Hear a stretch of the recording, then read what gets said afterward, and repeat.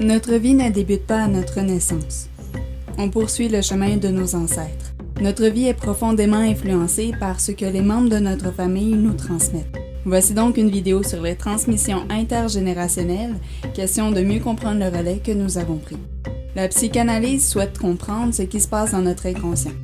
Pour les transmissions, il est question d'inconscients transgénérationnels où des fantômes familiaux sont transmis et peuvent influencer les choix et les gestes des membres de la famille.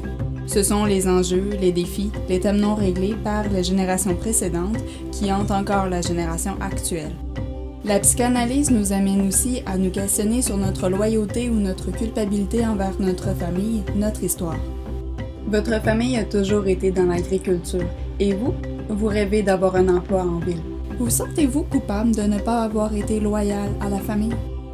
Nagui parle dans ce type de situation du surmoi anti-autonome pour décrire l'endroit où nous intériorisons la demande que nos parents nous font de ne pas les quitter et de ne pas remettre en question l'équilibre de notre famille.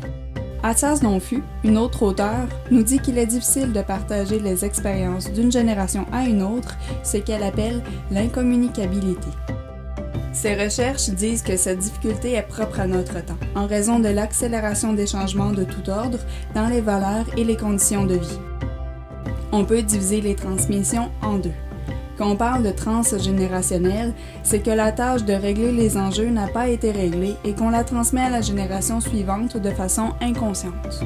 Le grand-parent a oublié son sac de soucis chez vous et vous n'avez pas remarqué le sac ni son contenu. Andolfi donne en exemple le fait que le choix d'un ou d'une partenaire de vie peut être influencé par les conflits et les relations familiales non résolues. La transmission intergénérationnelle, c'est quand on est conscient des enjeux du passé et qu'ils ont été réglés par les générations précédentes. Goldbetter Mehrenfeld nous dit que la transmission est aussi inconditionnelle. Voulu ou pas, on fait partie d'une famille, un lien est donc présent, même si on a coupé les ponts. La transmission va aussi dans les deux sens. Le parent et l'enfant s'influencent et se transmettent des informations. Athias Donfu parle de transmission à rebours lorsque l'enfant transmet de nouvelles informations aux parents. On peut penser à la technologie et aux réseaux sociaux.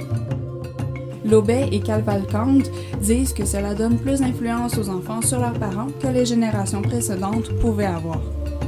Les connaissances des enfants viennent de ce qu'ils et elles vivent à l'extérieur de la famille, soit à l'école, les amis, les activités, etc. Parlons de Bowen.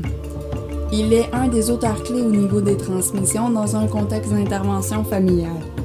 Il nous dit que nos émotions sont influencées par notre degré de différenciation avec notre famille et du niveau d'angoisse qu'on a hérité de sa famille. L'angoisse, c'est l'idée de menace envers la famille. Il dit qu'elle est aiguë quand elle est réelle et dans un contexte. On peut prendre par exemple déménager dans une autre ville.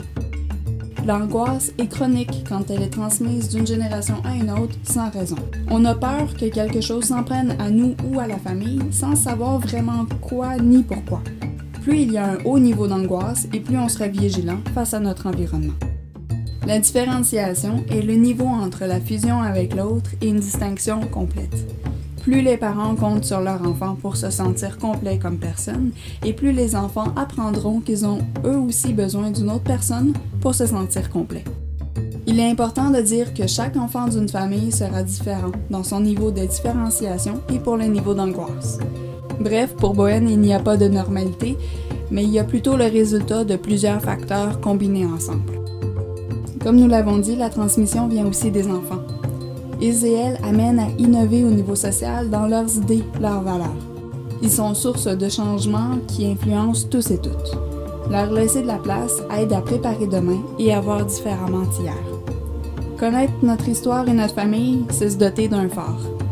Les enjeux ne disparaîtront pas, mais il sera plus simple de naviguer sans sombrer.